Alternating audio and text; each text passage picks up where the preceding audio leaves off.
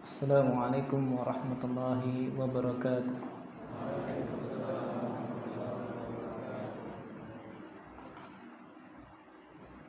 Alhamdulillahi rabbil alamin. Ar-Rahmanir Rahim. Maliki yaumiddin. Iyyaka na'budu wa iyyaka nasta'in. Asyhadu an la ilaha illallah wahdahu la syarika lah. Wa huwa maliku yaumiddin. Wa asyhadu anna Muhammadan 'abduhu wa rasuluh. Sayyidul mursalin wa khatamun nabiyyin wa ala alihi wa ashabihi wa man tabi'ahum bi ihsanin ila yaumiddin. Wassalamu tasliman mazida. Amma ba'du.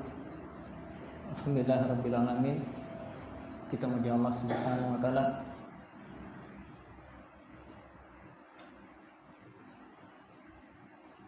duduknya anak di sini bukan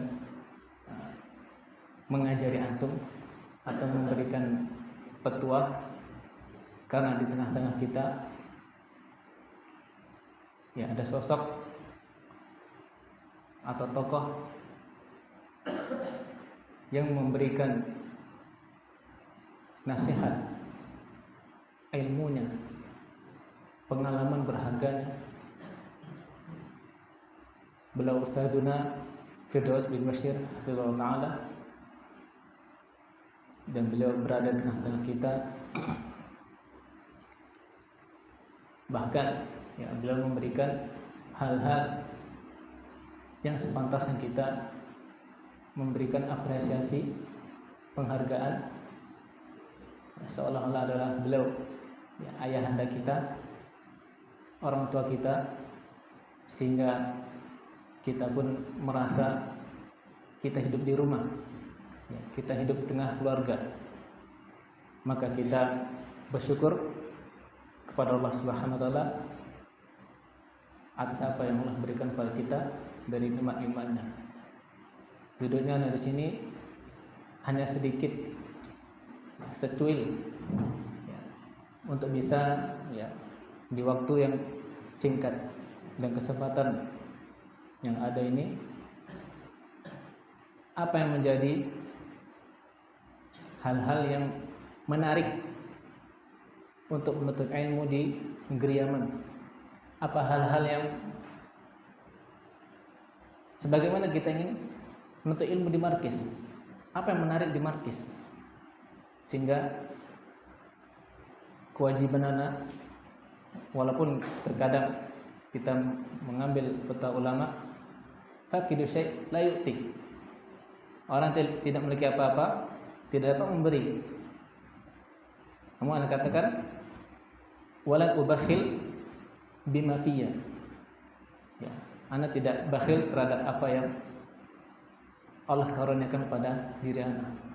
Maka izinkan anak duduk sini menyampaikan hal-hal yang penting dalam belajar, ya, baik di sini maupun kelak antum ditakdirkan Allah di negeri para ulama, di negeri di mana Islam dahulunya di sana.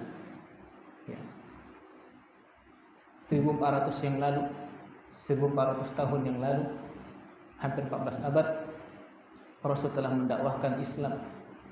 Dan Islam itu sampai 1400 tahun setelahnya, itu sampai ke tahun 2023 atau hijriahnya 1444 hijriah, yang kelak nantinya kita bisa sama-sama mengambil faedah. Apa sih yang menarik? Apa sih yang menjadi kemuliaan, berharganya negeri Yaman, khususnya yang telah Allah takdirkan anak pribadi di sana dalam ilmu.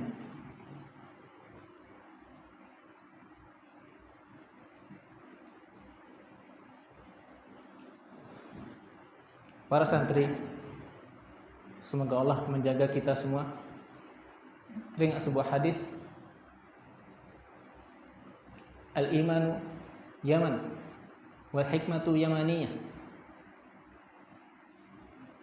Iman itu berada di Yaman dan hikmah ada di negeri Yaman. Ya, kita tidak melupakan jasa besar Rasulullah SAW yang telah mendakwakan al-Islam sampai negeri Yaman. Namun Rasul juga mengutamakan, dan tidaklah Rasul katakan kecuali adalah wahyu yang Allah berikan, yang Allah turunkan pada beliau. In huwa illa wahyu yuha. Yang beliau sampaikan hanyalah apa yang diperintahkan Allah kepada beliau. Beliau menginginkan untuk menyampaikan bahwasanya negeri Yaman negeri ilmu dan negeri iman, negeri yang para ulama tersebar, yang para ulamanya lebih banyak. Bahkan Anda sendiri merasa tidak cukup untuk 1 tahun, ya 1,5 tahun saja di Yaman untuk belajar. Salah seorang syekh di sana pernah menyampaikan, bahkan dia masih kelas talibul ilmi, minimal penuntut ilmu di sana 10 tahun paling minimal. Ya, alhamdulillah ada senior kita di sana, beliau dari Jawa, ya, sudah 7 tahun, ya, di sana. Ya, namanya Pak Abbas. Beliau sudah berkeluarga, namun meninggalkan istrinya dan kedua anaknya. Dan beliau juga dari pondok, dari Ma'had. Sudah 7 tahun. Dari perjalanan beliau menceritakan, beliau bertalaki, mendatangi syekh, datang ke kota di Yaman yang sedang bermukim syekh. Jadi syekh itu tidak mengumpul satu kota, di mana-mana. Di mana masjid Ahlus Sunnah, maka ada salah satu seorang syekh di sana, atau didatangkan syekh dari tempat yang dekat dengan kota tersebut, dan mereka duduk. Ya. Pengalaman Ustaz sendiri, ya, ketika pada tahun 2021,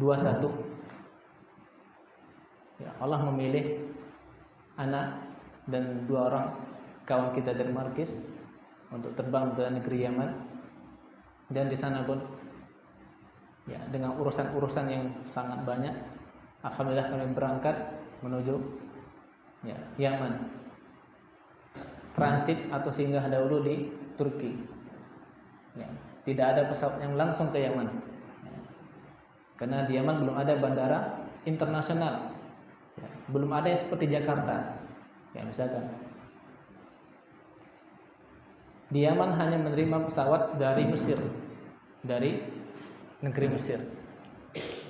Ya, awal dari perjalanan tersebut, ya, tidak ada bedanya kota-kota di sana.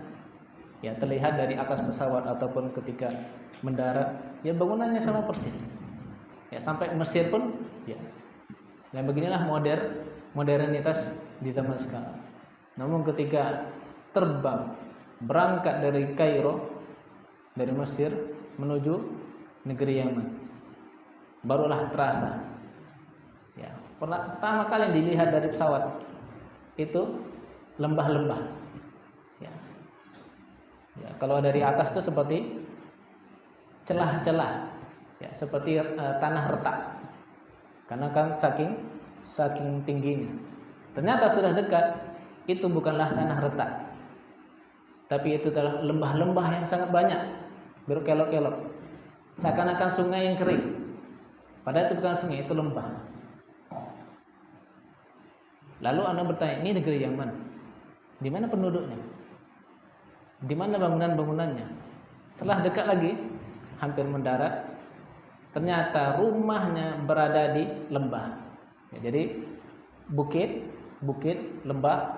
Nah, di lembah itulah pemukiman masyarakat ini. Dan rumahnya sama persis, warna rumahnya sama persis dengan tanahnya. Karena dari informasi yang kita dapatkan bahwasanya orang-orang Yaman membuat rumah mereka dari tanah liat. Membuat rumah mereka dari tanah liat dan semacam ijuk, semacam sekam, dan dibalut dengan tanah liat.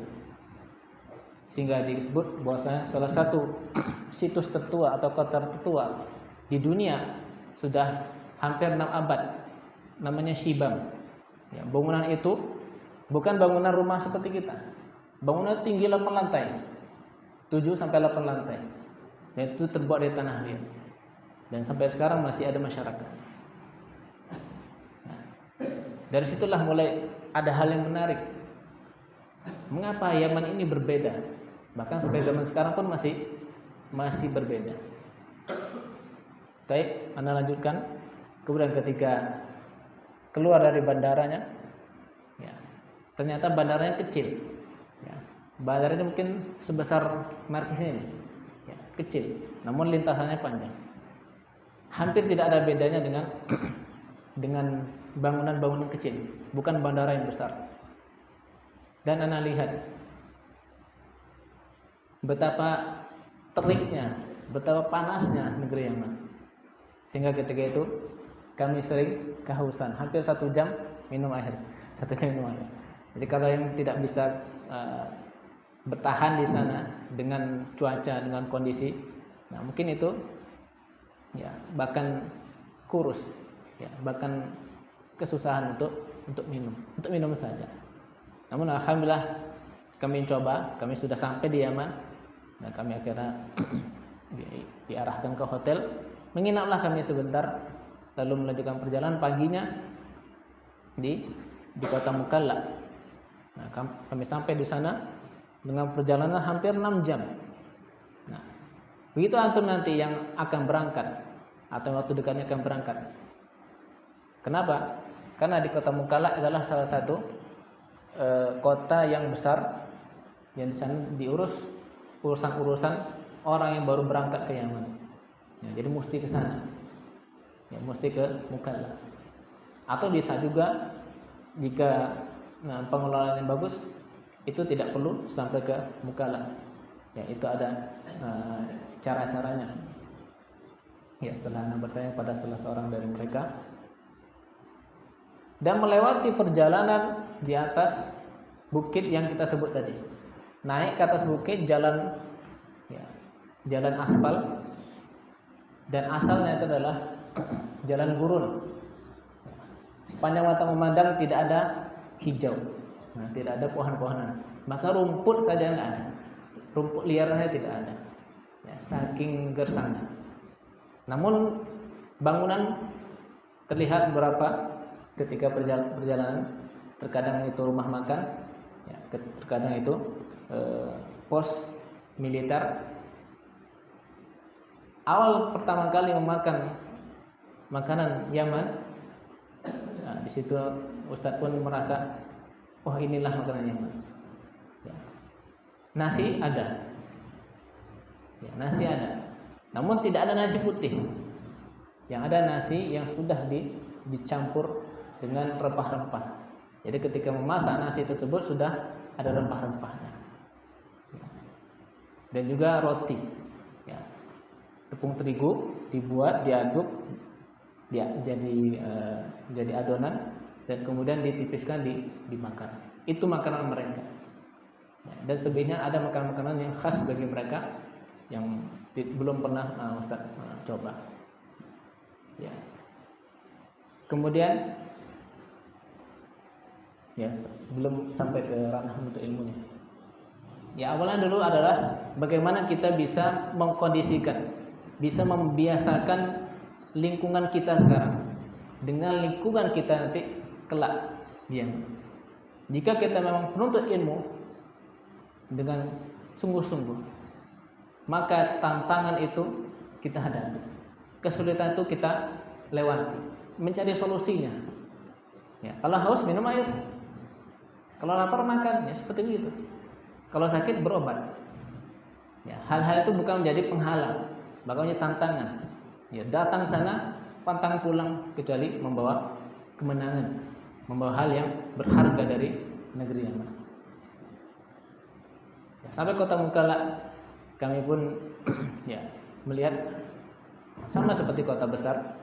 Ya, ada mallnya, ada ruko-rukonya, ya, ada pasarnya. Nah, kami pun diarahkan, ya, cobalah bergaul, cobalah keluar agar terbiasa dengan suasana. Ya, sekali pernah beli jajan, belajar beli jajan. Ya, itu bahasa Arab, bukan bahasa Indonesia. Ya, tidak ada yang membimbing kita kecuali senior kita yang membawa kita. Nah, itu yang akan bakal ke Yaman. Nah, harus modal bahasa Arab wajib. Nah, minimal kosakata banyak paham. Ya. Perlu saat ilmu nahwu, perlu. Namun untuk bicara itu tidak perlu nahwu. Walaupun nanti di keilmuan wajib nahwu. Yang paling penting adalah memperbanyak hafalan mufradat sehingga kita pun berbicara ya mudah, dan orang yang berbicara kita paham untuk mendengarnya. Ya belajar jual beli, membeli sana hal-hal yang kami butuhkan. Kemudian setelah itu melakukan perjalanan jauh. Setelah hampir sepekan kami ke Ma'rib, bukan Maghrib, Ma'rib. Disebutkan dalam sejarah Ma'rib itu adalah kota Saba yang tercantum dalam Al-Quran. Bahwasanya disitulah Nabi Sulaiman memerintahkan kepada orang yang mampu memindahkan singgasana Balqis, ya. Dan masih tersisa di sana sisa singgasananya, ya. Sehingga pindahlah dari negeri yang tersebut ke negerinya Nabi Sulaiman alaihissalam, dan masih ada bangunan tersebut. Nah, di Ma'rib itulah Ustaz dahulu belajar setelah melakukan perjalanan hampir 1 hari, ya. Dan itu cuma menaiki mobil, ya. Kalau bahasanya travel, ya. Di sana ada bus, namun bus hanya diperuntukkan untuk perjalanan keluar negeri, ya. Perjalanan darat keluar negeri. Di sana ada travel, ya. Bangunan mobil yang cukup panjang membawa orang-orang. Dan di Ma'rib, masya Allah, ya, markas ini berdiri secara gratis. Ya. Pahami makna gratisnya. Gratis artinya digratiskan. Memang diperuntukkan betul sengaja harta ini agar menjadi amal jariyah bagi yang memberikan. Gratis. Bahkan ber-AC. Nah, cuman tantangannya apa? Di markas tersebut, ya, di markas tersebut, ya, belajarnya itu luar biasa. Dibangunkan 3:30, 3:30 pagi atau jam 3, dan tidur atau istirahat itu sekitar jam 9. Dan itu setiap hari kecuali hari Kamis, Jumat. Hari Kamis, Jumat. Selebihnya belajar rutin. Mengapa dimakan subuh-subuh? Nah, itu persiapan untuk setoran hafalan. Di sana ada halaqah. Yang halaqah itu sekitar puluhan halaqah. Ya, masjidnya besar, markasnya besar. Halaqah hafalan Quran. Ya, setoran hafalan Quran. Bahkan bisa mengambil sanad. Cukup duduk di sana menghafal Quran, dapat sanad. Ada seorang syekh di sana, ya, nama Syekh Abdullah Habibullah, memiliki sanad 14 qiraat sampai kepada Rasulullah SAW. Dan halaqahnya banyak. Ya, ketika pada subuh halaqah Quran, menghafal Quran, setoran Al-Quran. Ya. Kalau tidak dapat 1 halaman, ya 2 halaman. Jadi tidak ada yang setengah halaman, diusahakan 1 halaman. Nah, jadi rutinitas seperti itu. Kemudian mulai dari terbit syuruk sampai waktu sebelum jam 12 qailulah. Ya, di sana juga ada qailulah, tidur atau istirahat siang sebentar. Mereka punya halaqah masing-masing. Jadi tidak ada kelas, tidak ada bangunan kelas, masjid, hanya masjid. Halaqah di sudut ini halaqah fikih, baik halaqah fikih Imam Syafi'i, fikih Imam Ahmad, ada halaqah usul fikih, ada halaqah akidah, ya, ada halaqah bahasa Arab, bahkan ada halaqah khusus yang dibuat oleh senior tulab Indonesia bagi yang nggak bisa bahasa Arab, belajar bahasa Arab dengan beliau. Dan itu berlangsung setiap hari kecuali hari libur. Kamis, Jumat itu libur di sana.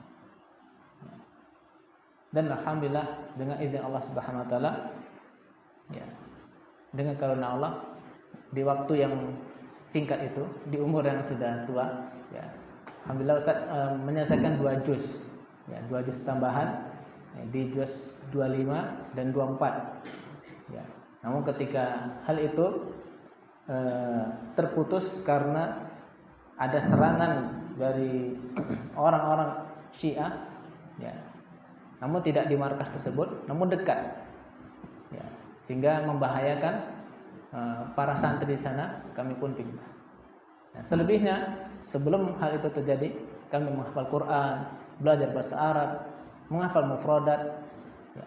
Dan yang paling penting adalah ketika kita sampai di sana, kita harus memperbaiki bahasa Arab kita. Ya. Dan itu tidak bisa dengan hanya belajar.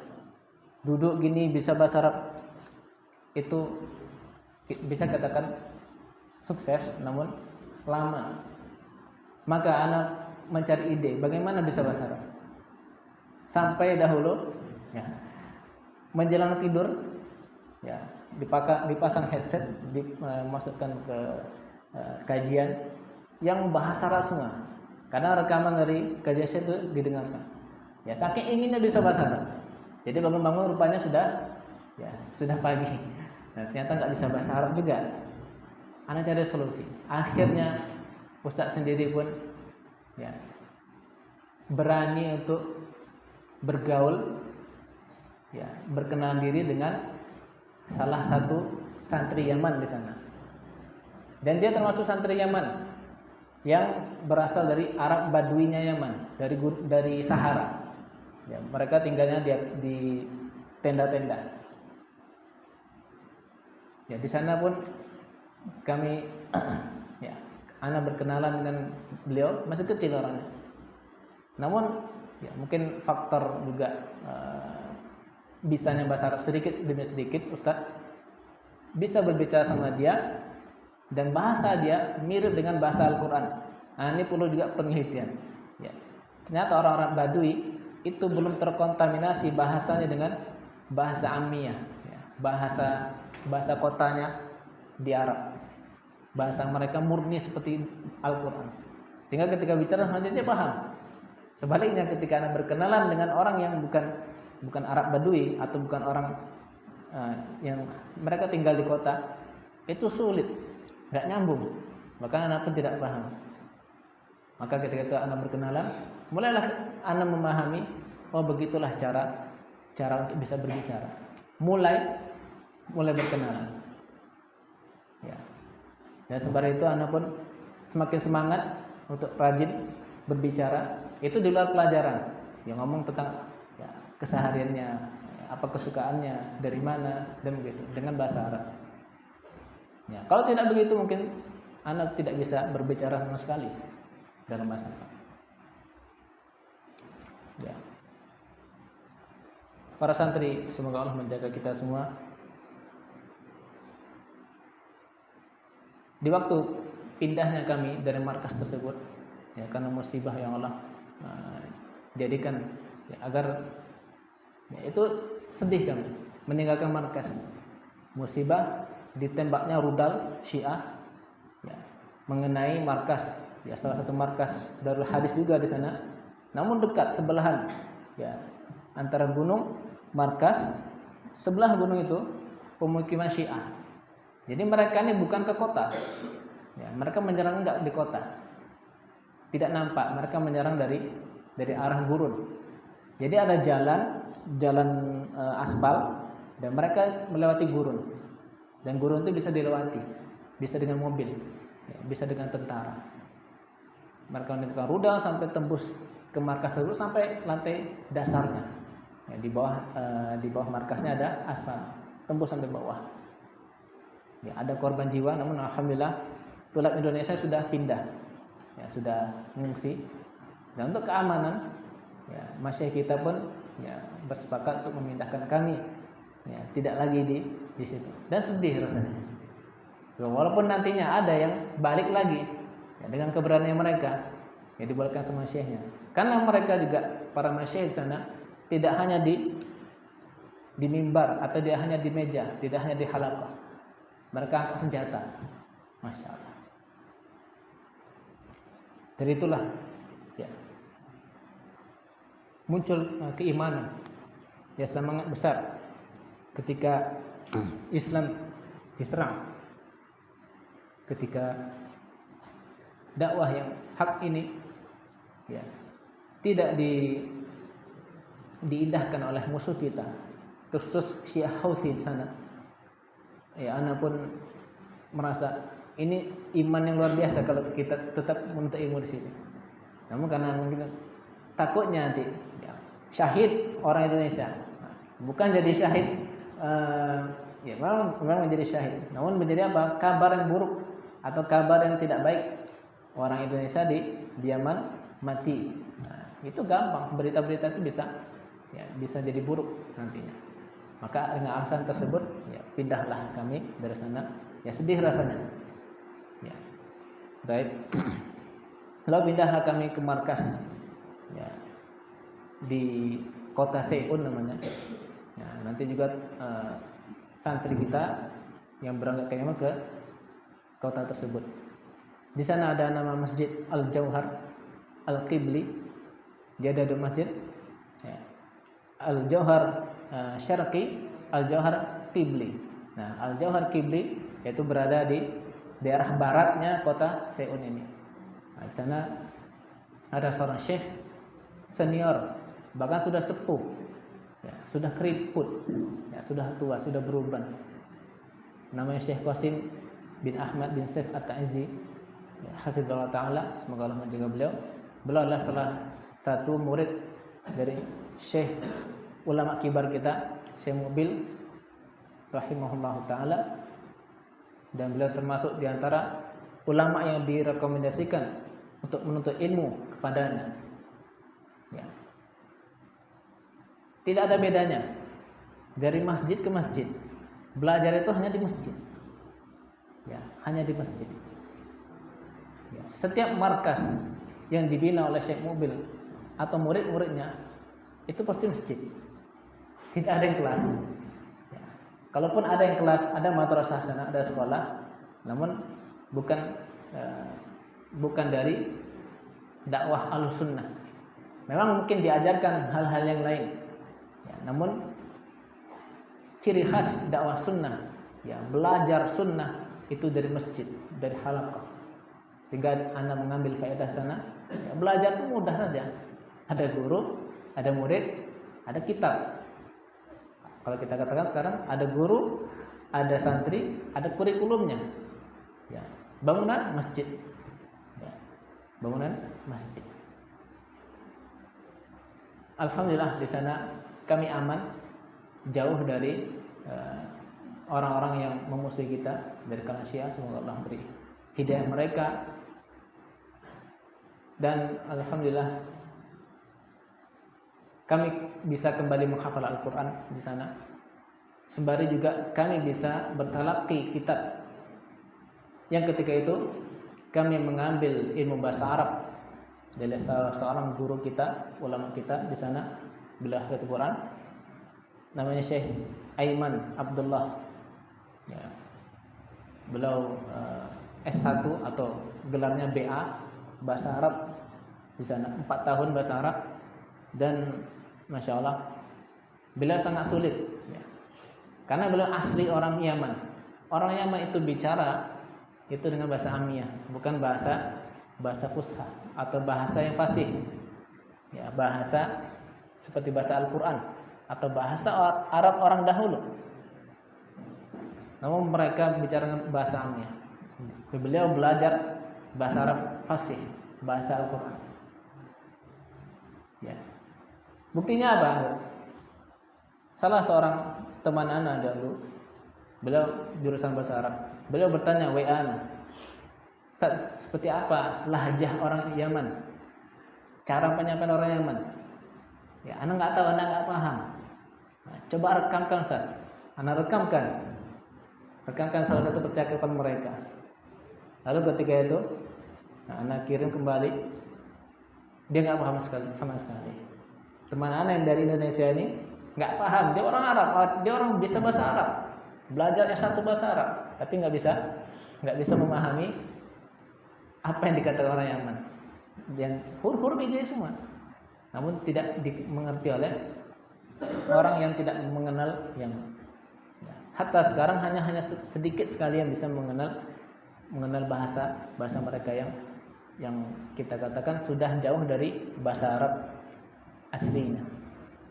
Namun alhamdulillah, ana tanyakan rekaman tersebut ke Syekh ana ini, beliau mudah menerjemahkannya. Nah, ini maksudnya begini. Baik, ana belajar bahasa sama beliau, kemudian ana belajar tajwid. Ya, Ustaz belajar kembali Al-Qur'an, yaitu kepada Syekh Muhammad Qasim, yang beliau adalah anak dari Syekh Qasim. Beliau hafidz Quran juga. Mengapa kita katakan hafidz Quran? Karena rata-rata para ulama di sana menghafal Quran itu dari kecil. Ya, minimal kalau jadi syekh, jadi ustadz, sudah selesai hafal Quran. Nah, itu minimal ulama di sana. Ya. Alhamdulillah mendapat faedah baru dari beliau. Lalu anak belajar khususnya tentang hadis, yang ketika itu kami belajar hadis Arba'in An-Nawawiyah, alhamdulillah khatam kepada Syekh Qasim bin Ahmad bin Saif At-Ta'izi. Lalu menyelesaikan kitab fikih di bab awal di kitab Bidayatul Mutafaqih, ya, belajar fikih, ya, dari thaharah, dari salat, ya, dan seterusnya. Ya, berlalu waktu ternyata sudah setahun lebih di sana.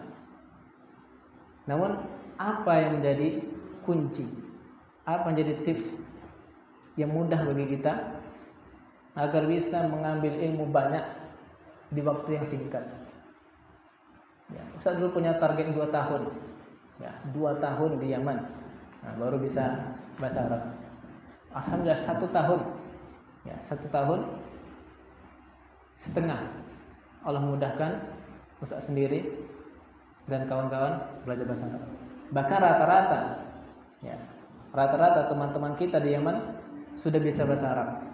Ya, sudah bisa bahasa Arab, sudah bisa ngomong dan menjawab pertanyaan dari orang-orang sana. Wallahi, atau bisa tanyakan ke mereka. Walaupun juga masih ada kekurangan di sana sini, namun mereka sudah berani, ya, sudah tampil, ya, sudah bisa menyampaikan maksud niat dengan bahasa Arab. Apa yang mau mereka lakukan, apa yang mau mereka bicarakan dengan bahasa Arab. Padahal dari nol, ya, tidak bisa bahasa Arab. Ya, apakah ini bentuk dari karunia Allah kepada negeri Yaman? Ya, bisa jadi ini adalah kebenaran sabda Nabi SAW, al-imanu Yaman wal hikmatu Yamaniyah. Iman itu ada di negeri Yaman dan hikmah ilmu ada di negeri Yaman. Apa kuncinya? Yang pertama adalah kita mengambil perkataan Yahya bin Abi Katsir, la yustata'ul ilmu bi rahatil jasad atau bi rahatil jism. Ilmu tidak didapat dengan jasad yang lengah atau dengan menyantaikan badan. Apakah keadaan di Yaman itu bagus, Ustaz? Tidak. Di sana ada 2 musim. Pertama musim panas 6 bulan, musim dingin 6 bulan juga.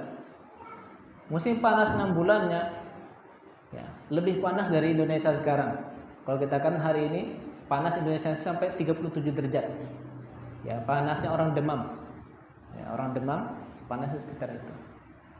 Di sana tingginya sampai 40 derajat. sangat panas. Bahkan dalam ruangan sudah ada kipas, tetap keringatan.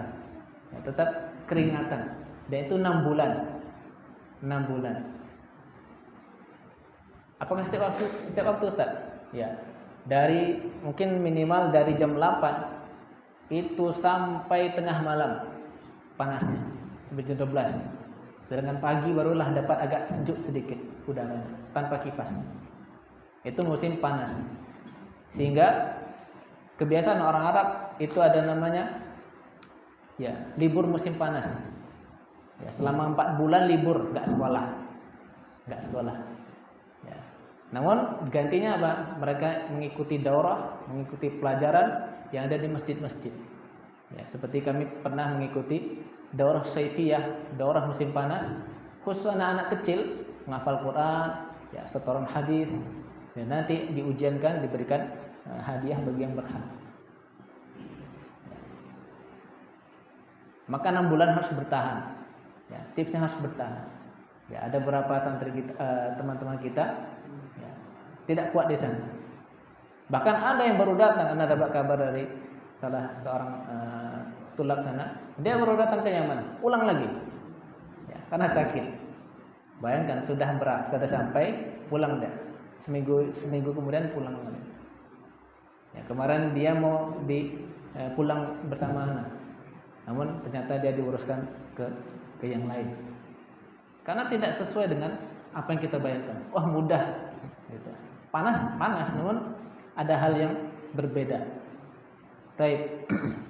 Di musim dinginnya 6 bulan juga. Jadi genaplah 1 tahun. Musim panas, musim dingin. Ya, jangan kita katakan musim dingin ada salju, enggak ada salju. Ya. Bahkan di musim dingin juga tidak ada hujan. Ya, selama Anda di Yaman itu hujan mungkin enggak sampai 1 jam. Ya, sekali turun hujan mungkin setengah jam. Ya. Pernah sekali hujan es. Ya, hujan es. Ya, es sebesar ini, sebesar kerikil, hujan. Selebihnya tidak pernah hujan. Di musim dinginnya puncaknya sampai 0 derajat. Ya, sedingin kulkas. Sedingin kulkas. Di tempat kami itu sampai 6 derajat Celcius. Dan dinginnya itu bikin gatal kulit. Ya. Bahkan menggigil. Sehingga wajib antum sampai di Yaman menjelang musim dingin itu persiapkan dengan jaket yang tebal. Di sana dijual jaket tebal. Jaket ketipis sekarang itu yang kita miliki di negeri kita itu tidak berlaku, tidak mempan, tetap kedinginan. Ya dingin. Ya, jangan merasa kita wah enak musim dingin. Memang lebih enak musim dingin daripada musim panas. Namun jangan di Yaman merasakan hal itu. Kecuali penuntut ilmu. Ya. Karena orang yang menuntut ilmu dimanapun negerinya, maka berjuanglah dengan rintangan yang ada. Maka tipsnya sesuaikan dengan kondisi lingkungan. Ya. Kita siap, sakit kita tempuh. Ya. Kita merasa bosan, ya kita jalan. Kemudian yang kedua, salah satu tips juga adalah mau beradaptasi dengan makanan di Yaman. Ya, makanan di Yaman. Jangan kita katakan di sana ada bakso, ada sate, ada apa lagi? Ada gulai, enggak ada gulai. Ya. Enggak ada. Ya, bahkan roiko, masaku enggak ada. Ya, hanya ada garam sebagai penyedap makanan. Ya, ada seperti micin, namun mahal harganya. Ya, mahal harganya. Ya, bentuknya kotak ini. Ya, mereknya Maggi misalnya. Nah, itu yang sedap makanan itu. Kalau dicampur itu. Kalau tidak, atau cukup makan dengan bumbu garam. Bawang ada. Namun bagi orang yang tidak biasa dengan makan Yaman, bumbu itu tidak terasa. Karena mereka makan nggak pakai bumbu. Nah, Bahkan mereka tidak menjual cabai. Ya, cabai itu hanya diberikan begitu saja bagi yang mau. Karena mereka tidak sanggup makan cabai. Lalu bagaimana dengan kita? Ya, ketika sampai di sana, maka berusahalah. Ya, alhamdulillah santri kita salah satu santri kita di Darul Quran, mereka juga dilatih untuk masak. Ya, masak apa adanya. Ya, masak dengan bahan-bahan yang ada. Maka juga belajar untuk masak nanti di Yaman dengan bahan yang ada. Jadi walaupun menunya itu aja, walaupun lauknya itu saja. Ya sekali bolehlah. Ya jika punya uang, ya, pergi ke restoran. Ya sekali-sekali ada seperti Kentucky, enak. Ya, seperti ayam Kentucky. Namanya Bruce. Ya, sekali juga pergi cari es krim, ada es krim. Namun siapkan tenaga, ya siapkan ongkos. Ya, bisa naik taksi atau jalan kaki, ya terserah kita. Baik. Namun ingatlah, itu hanya zahir. Ya, lingkungan zahir kita. Ya, makanan juga zahir kita. Lalu bagaimana batin kita? Ya, mental kita. Ya, apa yang ada di hati kita, niat kita. Nah, itu yang mesti dijaga. Jangan kita sampai ke sana kita ubah niat kita. Kita rusak niat kita. Kita kotori niat kita. Niat kita untuk menuntut ilmu di sana adalah sesuatu yang besar nilai di sisi Allah Subhanahu wa taala. Menuntut ilmu jauh dari negeri. Ya. Orang berhijrah. Rasul katakan, innaka lan tada'a syai'an lillahi azza wa jalla illa badalakallahu bihi ma huwa khairul laka minhu. Rawahu Ahmad. Sesungguhnya engkau tidaklah pernah meninggalkan sesuatu karena Allah. Tidaklah engkau meninggalkan sesuatu karena Allah kecuali Allah akan menggantimu dengan sesuatu yang lebih baik dari apa yang engkau tinggalkan. Maka ini disebut dengan hijrah batin. Apa yang kita sukai dari perkara mungkarat, perkara yang Allah larang, maka berusahalah untuk tinggalkan. Lillah. Maka janji Rasul apa? Maka Allah akan ganti sesuatu yang lebih baik dari itu. Maka bersungguh-sungguhlah dalam belajar, baik di markis atau di pedalaman. Lillahi ta'ala. Tinggalkan sesuatu yang bisa mengubah niat, mengotori niat. Ya, walaupun dengan barang sebentar. Ya, teringat sebuah kisah sahabat yang umurnya hanya 6 atau 7 tahun hidupnya. Ya. Namanya Sa'ad bin Mu'adz rahimahullah radhiyallahu anhu. Rasul katakan ketika kematian Sa'ad bin Mu'adz, ihtazza 'arsyur rahman bimauti Sa'ad bin Mu'adz. Bergetar arsy ar-Rahman karena kematian Sa'ad bin Mu'adz. Padahal umurnya 6 tahun. Ketika masuk Islam umur 30 tahun. Wafat umur 38 tahun atau 37 tahun. Hanya sedikit waktu beliau untuk hidup. Namun bagaimana makhluk Allah, arsy Allah bersedih dengan bergetarnya arsy Allah dengan kematian beliau, berarti ada sesuatu yang berharga dari hidup beliau. Maka jadikanlah waktu singkat, waktu yang Allah berikan saat-saat sekarang dan kelak nantinya untuk Allah Subhanahu wa taala. Dan salah satu tips juga agar kita bisa fokus adalah tinggalkan masalah-masalah yang ada di otak. Tinggalkan masalah-masalah yang ada di hidup kita. Saat nanti nggak ada uang sana, tinggalkan hal itu. Ya, alhamdulillah di sana, ya, kami lulus, lulus ujian. Ya, kami tetap belanja, kami tetap makan, walaupun dalam keadaan kekurangan, karena barang dagangan sana atau bahan-bahan masak sana mahal. Bisa kita katakan 2-3 kali lipat di Indonesia. Ya, bisa dibilang begitu. Atau kita kalikan 1 kali makan di sana itu seperti 3 kali makannya di sini, ya kan? Secara harga. Makanya harus pandai masak, mengatur keuangan di sana. Ya.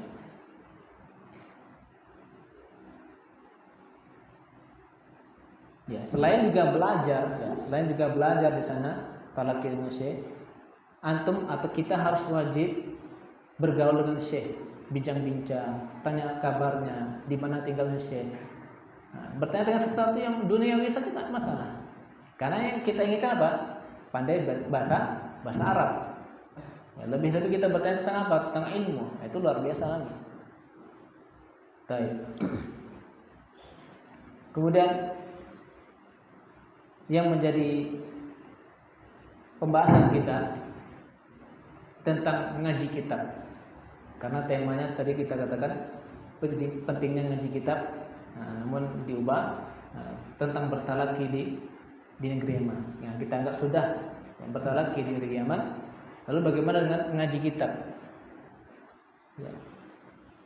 Pertama, kita tahu dahulu apa itu mengaji kitab, belajar kitab. Ya. Pertama kitab, apa itu kitab? Ya, kitab, buku. Ya.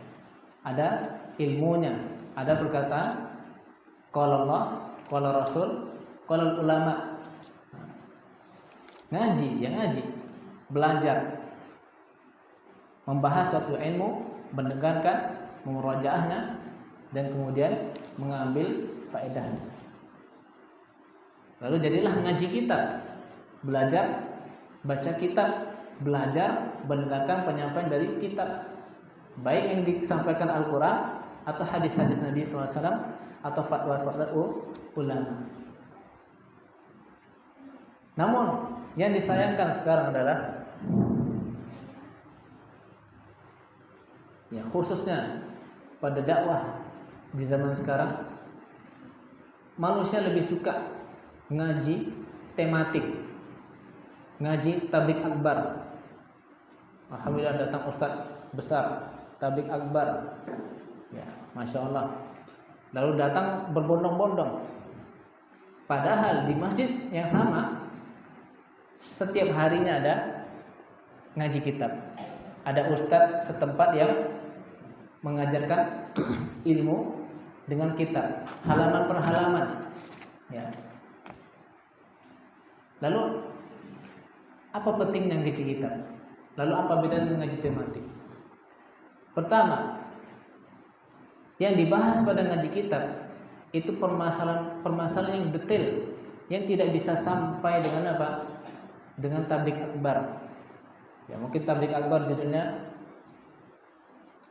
menjaga tali ukhuwah sesama muslim, atau menjaga keharmonisan rumah tangga. Namun kalau kita ingin membahas apa? Tata cara thaharah, tata cara berwudu, apakah mungkin di tabligh akbar? Tidak. Lalu bagaimana hukumnya begini, hukumnya begitu? Maka itu hanya bisa didapat di ngaji kitab. Ya, ada dalilnya, ada penjelasannya, dan kita pun paham dengan masalah-masalah yang ada. Kemudian yang kedua, belajar kitab itu, ngaji kitab itu sesuai runtutan, terus menerus. Ya. Hari Senin ngaji kitab fikih, lalu Senin pekan depan ngaji kitab fikih juga, 2 pekan lagi ngaji kitab fikih, ya, 3 pekan lagi ngaji kitab fikih di hari yang sama. Dan itu terus berlangsung 6 bulan, 1 tahun, 2 tahun. Ya. Dan ini sama persis apa yang kami rasakan di Yaman. Tidaklah mereka pindah dari halaqah belajar kitab akidah, belajar kitab apa? Sahih Bukhari. Sampai selesai Sahih Bukhari baru pindah Sahih Muslim. Ya. Dan begitu seterusnya. Jadi belajar kitab itu adalah kebiasaannya para ulama di negeri-negeri ulama. Lalu Ustaz, apakah masalah untuk ngaji tematik tabligh akbar? Ya, dua-duanya ada tujuannya. Ya.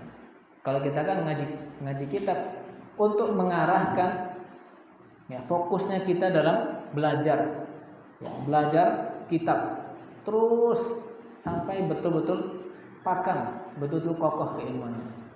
Sehingga ngaji tematik itu motivasi, penyemangat. Yang kendor imannya, yang malas-malas kajian, wah judulnya menarik. Nah, baru dia datang kembali semangat lagi. Namun jangan sering ngaji tematik, tablik abar sini, ustadz di sini, ganti-ganti. Namun dia tidak kokoh secara keilmuan. Ya. Dan bedanya adalah kajian tablik akbar itu kajiannya putus-putus. Ya, hanya 1 hari, 3 jam, 2 jam. Lalu kemudian kajian tablik akbar itu hanya motivasi, memberikan semangat, mengulang kembali. Ya. Namun yang benar itu ngaji kitab. Nah, disitulah nampak bahwasanya pentingnya belajar kitab. Ya. Antum sekarang belajar di kelas 11. Nah, itu bagus. Ya.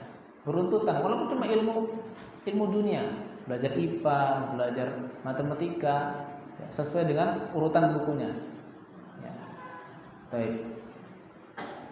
Karena dahulunya sejarah dari bangsa Indonesia sendiri, pesantren itu ada 3 model. Pertama istilahnya sorogan. Apa itu sorogan? Ya. Kitab itu dibaca oleh kiai, buya, dan didengarkan oleh santrinya. Kemudian santrinya membaca terjemahan. Ya, membaca terjemahan dari kitab tersebut sudah tertulis. Nah, itu namanya sorogan. Kemudian istilah berikutnya bandongan. Ya, dari pesantren klasik dahulu, bandongan. Ya. Tidaklah ada yang hadir ketika itu kecuali santri-santri yang sudah bisa baca kitab gundul. Jadi khusus santri-santri yang sudah baca kitab gundul namun nggak bisa jelaskan, belum punya ilmu. Maka buyanya lah atau kiainya menjelaskan. Namun yang datang adalah santri-santri yang sudah paham nahwu sharaf. Lalu tingkat berikutnya musyawarah. Nah, itu ada di Indonesia. Nah, itu semua yang hadir adalah kelas kiai. Ya, kelas ustaz-ustaz. Dan mereka sama-sama membahas suatu masalah. Sehingga jadilah istilah bahsul masail, membahas masalah. Ya, jadi tradisi kitab, baca kitab, ngaji kitab itu sudah di zaman kemerdekaan dahulu. Di zaman mondok di zaman dahulu. Jadi pesantren itu khasnya ngaji kitab. Ya, walaupun enggak kuning, ya minimal adalah kitab itu bahasa Arab. Ya. Ustaz, bagaimana nanti di Yaman, Ustaz? Apakah kita tetap belajar seperti ini, Ustaz? Iya. Namun susahnya adalah kita tidak punya kemampuan bahasa Arab. Enggak ada yang diterjemahkan. Enggak ada yang bisa menerjemahkan bahasa Arabnya. Ya. Misalkan di sini judul babnya al-muwaqqi'uta an talabil ilmi. Rintangan-rintangan dalam menuntut ilmu. Nah, Syekh itu tidak bisa bahasa Indonesia. Maka wajib kita bisa minimal bahasa Arab sampai ke Yaman. Atau setidaknya belajar dahulu bahasa Arab di sana. Ya, dengan senior-senior orang Indonesia minimal.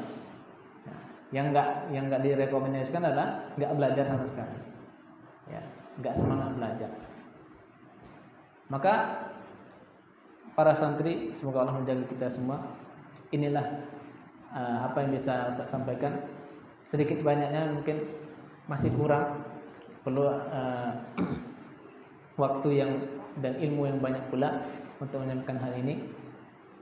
Namun seperti perkataan Imam Syafi'i rahimahullah taala, la yatlubu hadzal ilma man yatlubuhu bitamallul.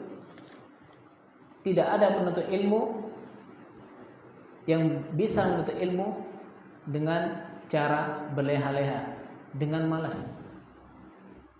Ya. Maka Ustaz menasihati diri Ustaz sendiri dan kepada antum semua, belajarlah untuk giat. Belajar untuk giat, untuk rajin. Ya. Baik menyimak, mencatat, Karena nanti di Yaman itu bukan menunggu guru lagi, kita mencari guru. Guru itu tidak menunggu kita. Guru itu menunggu murid yang datang, tidak mencari kita. Kita yang mencari guru. Al-ilmu yu'ta wa la ya'ti. Perkataan ulama, ilmu itu datang, bukan didatangkan. Ilmu itu kita datang kepada ilmu tersebut. Maka itu yang bisa Ustaz sampaikan. Mungkin di antara antum ada yang bertanya tentang permasalahan atau tentang hal-hal yang bisa saya sampaikan berkaitan tentang negeri Yaman sendiri. Falyatafadhal mashkura. Silakan. Terutama antum yang mau berangkat. Nah, silakan bertanya.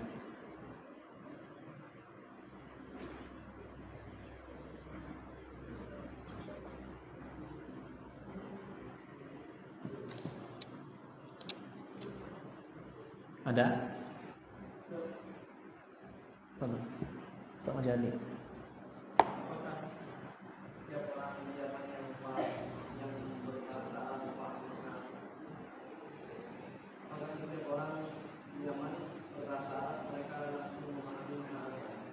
Baik, pertanyaan bagus dari Ustaz kita Ustaz Jadi. Apakah orang Yaman memahami, langsung bisa memahami bahasa Arab, bahasa Al-Quran? Nah, ini pernah anak tanyakan langsung kepada anak kecil yang Ustaz kenal tadi. Dia sekitar kelas 3 SD di sana. Ketika anak bertanya, apakah antum ngapal Quran ini? Ngapal. Dan dia sulit menghafal Quran. Namun, apakah antum paham artinya? Paham semuanya. Paham semuanya. Bahkan anak melihat kitabnya, buku astronomi atau buku tentang bintang-bintang, pelajaran IPA, itu bahasa Arab. Dia sudah paham.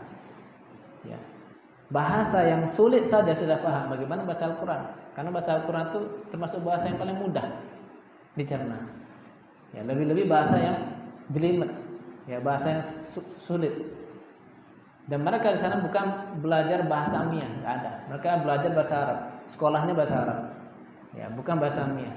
Namun kalau ngomongnya seperti antum belajar bahasa Indonesia, bukunya bahasa Indonesia, ngomongnya bahasa Minang, kan? Ngomongnya bahasa kampung. Nah, seperti itulah dia. Jadi di sana bahasa kampungnya diganti dengan bahasa Amiyah. Arab yang sudah jauh dari kaidahnya. Ya Allah taala. Dan itu salah satu kelebihan orang-orang yang bisa berbahasa Arab langsung dari kecil, sehingga mudah. Tidak perlu dapat dari guru, dari emak sama bapaknya sudah bisa berbahasa Arab. Nah, hal itulah yang menjadi kemudahan menuntut ilmu di Yaman. Bahkan Ustaz juga ada kawan di sana, dia sudah 15 tahun di Mesir dan dia lahir di sana, lahir di Mesir. Tapi bapaknya Indonesia. Lalu ketika dia sekolah SMA, dia pulang sekolah di Indonesia, lalu berangkat ke Yaman. Nggak perlu dia belajar lagi, nggak perlu belajar bahasa Arab, karena dia sudah terbiasa berbicara bahasa Arab. Ya Allah taala. Silakan.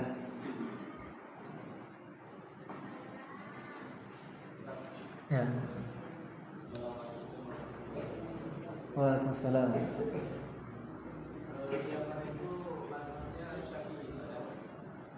Nah. Kemudian apakah kita belajar bisa fikih di sana? Itu yang pertama. Kemudian apakah ketika kita tidak sekolah hafalan, kemudian tidak memahami kita belajar bahasa itu, kemudian bisa baca kitab ketika disebut misalnya apa ada? Baik. Ada dua pertanyaan dari beliau. Yang pertama, apakah di Yaman fikihnya Syafi'i? Dalam sejarah dakwah Ahlussunnah di Yaman, yang pertama kali membawa sepanjang pengetahuan anak adalah Syekh Muqbil rahimahullah, yang pertama kali berdakwah di kampungnya Damaj di daerah Yaman Utara. dekat dengan Saudi. Ya, ketika beliau pulang dari Universitas Islam Madinah, kuliah di sana. Ya, kuliah 2 jurusan. Dan pulang berdakwah di kampung Damaskus. Ya, itulah awal sunnah di sana. Sehingga dahulu ketika Ustaz Nasir Indonesia belum mengerti ilmu di Yaman, itu sering melihat ya rata-rata Darul Hadis atau markis di Yaman itu hanya di daerah Yaman Utara. Bahkan markas Darul Hadis pertama itu di Damaj, di Yaman Utara. Namun mayoritas di sana itu dua kelompok, Sufi, Syiah. Sufi dan Syiah. Baru ketiga Ahlus Sunnah. Ya, ketika mulai dakwah Ahlus Sunnah diterima masyarakat. Sufi mazhabnya apa? Syafi'i. Mereka mengaku fikihnya Syafi'i. Nah, bahkan mereka tamatkan kitabnya Syafi'i dalam bab fikih. Namun dalam bab akidah tidak mengambil akidah Imam Syafi'i. Nah, akidah Asy'ari. Nah, seperti yang kita sudah tahu, ya, bagi yang pernah mendengar hal tersebut, mereka tidak belajar akidah Ahlussunnah wal Jamaah. Ya. Namun fikihnya Syafi'i. Mereka bisa baca kitab bahasa Arab. Namun ketika mereka tidak memahami kesyirikan, tidak memahami tauhid, bahasa Arabnya dan hafalan Qur'annya, maka mereka hafiz, tidak berguna karena tidak lepas dari hal yang menjadi prioritas dakwah, prioritas amalan, yaitu tauhid. Kita selalu ingat di surah Az-Zariyat ayat 56, wa ma khalaqatul jinna wal insa illa liya'budun.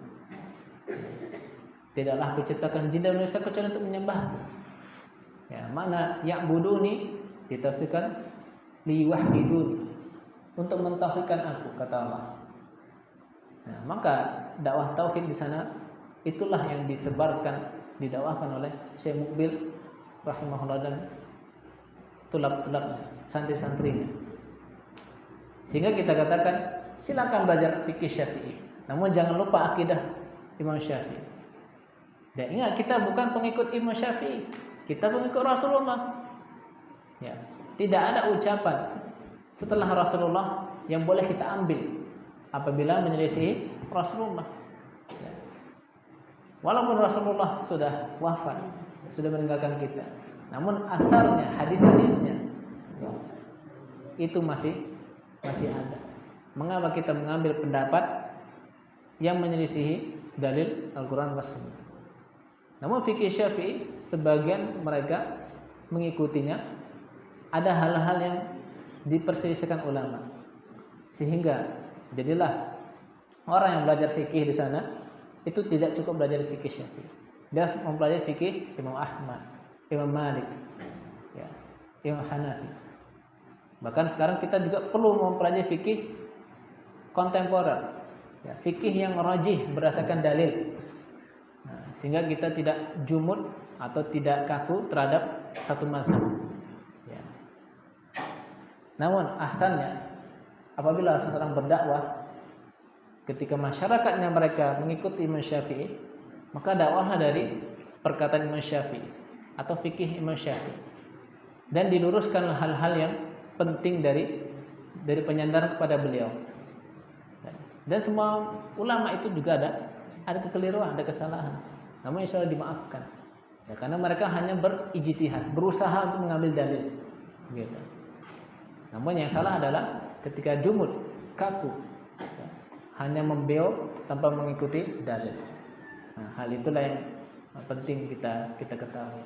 Jadi tidak masalah belajar fikih Syafi'i di sana, namun jangan lupa akidah. Ya, Ustaz Abu Yusuf Ahmad Jafar hafizahullah taala pernah menasihati anak, ya, yang paling penting antum dahulu belajar akidah dahulu di sana. Akidah. Dan anak ikuti arahan beliau. Alhamdulillah, ternyata benar. Ya. Di markes Ma'rif pertama kali Ustaz di sana, itu rata-rata orang Khawarij. Siapa orang Khawarij? Teroris. Tapi belajar di Darul Hadis. Ya, tidak semuanya, tapi ada. Lalu ada yang menisbahkan diri pada partai. kita katakan Ikhwan Muslimin atau di desa PKS. Namun mereka hafiz Quran. Bahasa Arabnya bahasa Arab air mengalir, ya, mudah. Ketika Anda belajar akidah, oh inilah ternyata. Karena akidah itu beda. Ya, ada dalam kalbu. Ketika keyakinan itu berbeda, maka itu akan menjadi tolak ukur, ya, manusia. Sehingga tidak bisa kita tinggalkan perkara akidah. Ya, belajar akidah, ya, dari sekarang sampai dia. Ya, pertanyaan kedua, apabila kita tidak setoran hafalan, tidak memenuhi syarat dari syekh, itu biasanya syekh, ya, tidak ngajar. Maksudnya apa? Syekh itu menolak, ya, ketika memberi syarat, ya, kamu harus setoran, walaupun hanya tidak menghafal matan, ya, matan kitab, hanya sedikit nggak setoran, itu biasanya nggak lanjut, harus setoran dulu. Ya, ada juga syekh yang mudah, ya, dia memahami, dia ini sudah berusaha, namun dia bisa menghafal sedikit-sedikit. Ya, tergantung syekhnya. Ya, setiap syekh punya kurikulum, punya metode, ya, punya cara, tidak serta-merta sama. Ya. Yang paling penting adalah cari ridhonya syekh, ya, cari tabasamnya syekh, senyumnya syekh pada kita. Nah, itu cari. Ya, alhamdulillah anak sangat dekat, ya, dekat sama Syekh Qasim bin Ahmad.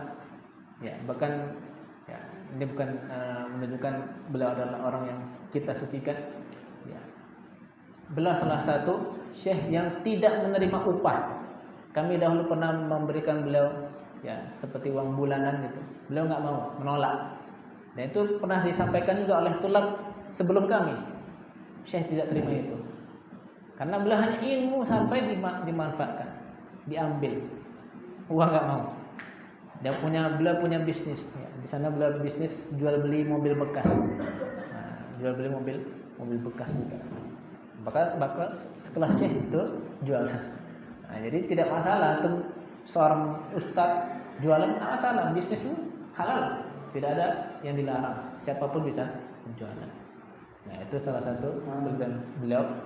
Namun ketika kami pulang, ya, beliau sedih karena di antara kami itu ada yang rajin, ya, rajin untuk bertanya sama Syekh, belajar sama Syekh, sehingga sosok-sosok ini sudah hilang. Walaupun alhamdulillah masih banyak yang semangat. Ya Allah Ta'ala. Silakan, jika ada, silakan Mas.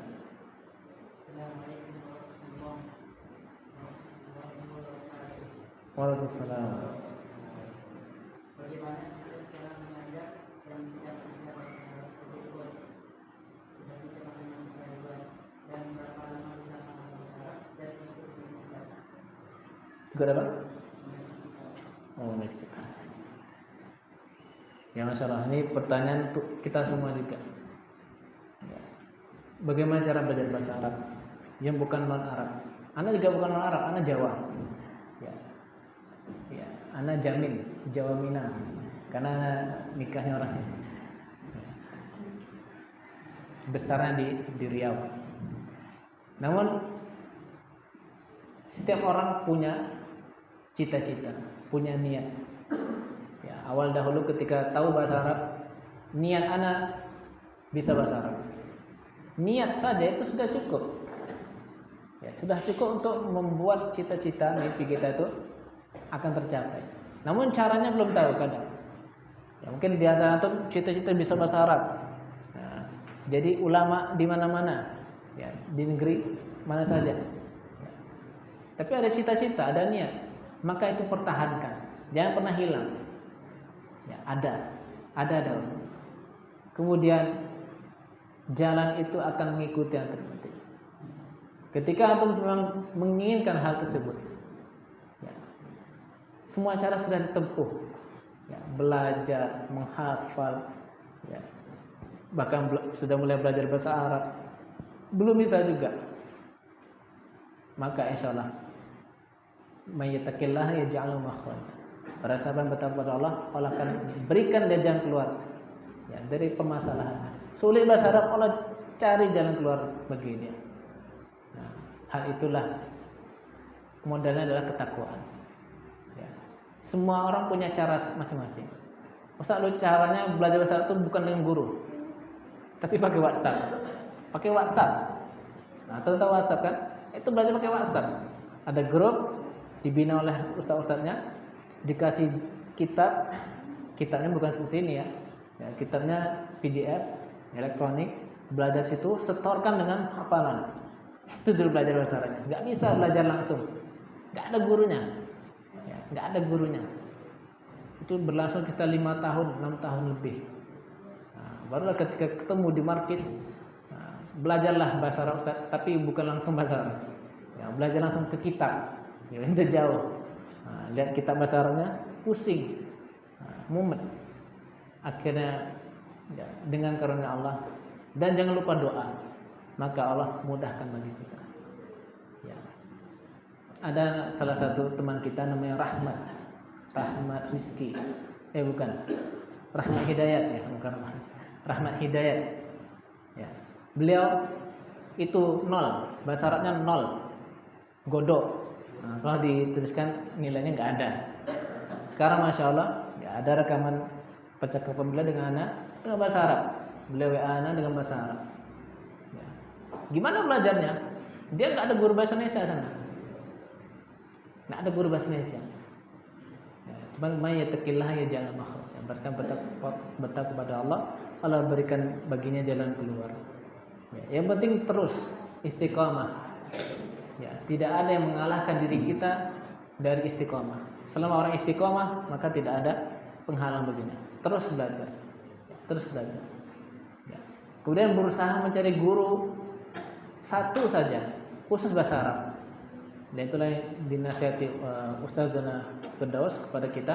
Cari satu syekh, belajar ilmu dia, apa saja ilmu yang dia punya sampai selesai. Nah, baru pindah ke syekh lain. Nah begitu. Jadi bukan sekolah, syekh.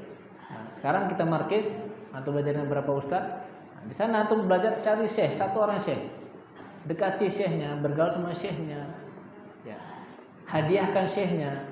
Ya, Ustaz dahulu pernah memberikan sup kambing masakan anak kepada syekh. Alhamdulillah beliau suka.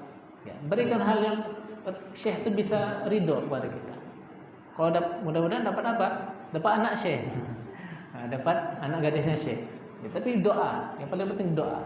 Doa dari syekh agar kita dikokohkan dalam ilmu. Bahkan bisa jadi antum di sini adalah doa-doa orang tua antum. Doa-doa paman antum, ibu antum, bibi antum, kakek nenek antum. Ya. Karena Allah kokohkan kita, tetapkan kita di atas al-ilmu. Ya, masih ada? Ya, wallahu ta'ala alam bisawab. Itu saya dari Ustaz. Ya, banyak kurangnya karena kita punya menyampaikan ilmu hanya sekedar sharing pengalaman. Namun ada hal yang mengiris hati dan itu terjadi di Yaman, yaitu ketika ana melihat salah seorang talib penuntut ilmu. Dia orang Batam, ana nggak sebut namanya. Beliau hampir 3 tahun, ya udah 2 tahun sana. Dia tidak bisa bahasa Arab sama sekali, kecuali hanya bisa ya, beli jajan, beli makan. Dan dia sudah pindah markas. Ada markas bagus namanya markas Ar-Royan sana. Ngafal Quran, bosan pindah. Dia punya uang, punya duit. Nah, lihat kawannya pindah sana, ikut pindah. Belajar sana, bosan. Dan dia nggak bisa bahasa Arab. Ya. Kenapa? Dia dilalaikan dengan handphonenya. Nah, dilalaikan dengan gadgetnya. Dan sampai 2 tahun, ya, anak pun masih melihat mengapa hal itu terjadi. Karena kembali kepada niat. Nah, jika niat seseorang sudah rusak, ya sudah berubah, maka Allah ubah dia, Allah ganti. Bahkan ayahnya, bapaknya sendiri tidak ridho dia pulang. Tidak ridho dia pulang sampai dia jadi ustaz. Atau sampai minimal dia punya hafalan lah, minimal punya hafalan. Kita sini menghafal Quran. Nah, seperti itu. Dan ketemu orang yang langsung. Ya. Nah, maka itu bukan contoh yang baik. Maka bawalah nama baik kita dimanapun kita berada. di negeri kita sendiri, di markis kita yang kita cintai, ataupun di negeri ulama, bawalah harum nama Indonesia sana, ya. Karena juga kita diperhatikan oleh orang-orang di luar sana, orang yang sendiri kepada kita, melihat diri kita bagaimana orang Indonesia sejatinya. Karena orang Yaman pun iri kepada kita, ya. Mereka di sana banyak, tapi halaqah ilmu yang ngisi bukan orang Yaman. Hanya sedikit segelintir orang Yaman yang belajar, ya. Kalau tidak yang paling kecil, paling tua, remajanya tidak ada. Nah, maka orang Indonesia ketika melihat anak-anak muda sana, itu orang Indonesia, mereka iri, ya. Sampai kepadanya mereka ingin untuk ilmu juga, namun entah mengapa berat rasanya. Nah, bahkan sholat jamaah saja berat, ya. Karena bukan semua orang Arab itu soleh, ya. Karena ada Abu Lahab, ada Abu Jahal, orang Arab kan? Ada orang Arab juga, ya, yang tidak saleh. Ya, wallahu taala alam bisawab. Semoga Allah hindarkan kita dari hal-hal yang buruk dan menjaga kita untuk di atas istiqomah dalam Al-Qur'an dan Sunnah, dengan dakwah tauhid, dengan hikmah kepada masyarakat kita, pada keluarga kita, pada santri-santri kita. Ini yang bisa saya sampaikan. Ada hal yang kurang mohon dimaklumi, maafkan. Ya, wassallallahu ala nabiyina wa ala alihi wa ashabihi ajmain. Subhanaka wa bihamdika asyhadu an la ilaha illa anta. Assalamualaikum warahmatullahi wabarakatuh.